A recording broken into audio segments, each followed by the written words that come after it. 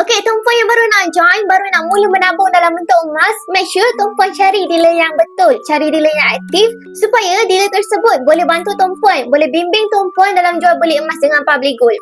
Dan cara yang paling mudah untuk kita menabung dalam bentuk emas ni tumpuan adalah melalui akaun Masgap, Gold Accumulation Program, yang mana semua orang boleh menabung dengan public gold. Sebab melalui akaun Masgap ni kita boleh menabung emas minimum serendah RM100 dan ke atas. Yes, betul, RM100 pun kita dah boleh menabung emas. RM100 tu kita akan dapat dalam sekitar 0.2 gram plus. RM100 tu bukan bayar daftar ya, tapi RM100 ni kita dah beli emas dah. Dah dapat 0.2 gram plus dah.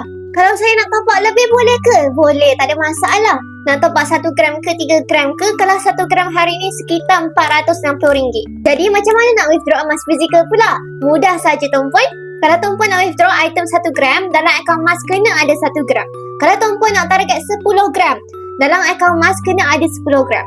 Dan tumpuan boleh pilih sendiri apa saja design yang tumpuan nak, asalkan gram emas mencukupi dalam akaun. Nak gold bar ke, nak dinar ke, boleh. Dah withdraw emas fizikal, tumpuan pegang emas sendiri.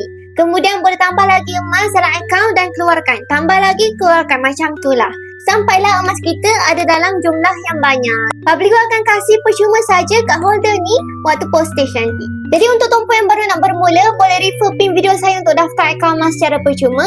Follow rapat-rapat untuk ilmu emas dan kewangan. Mantap!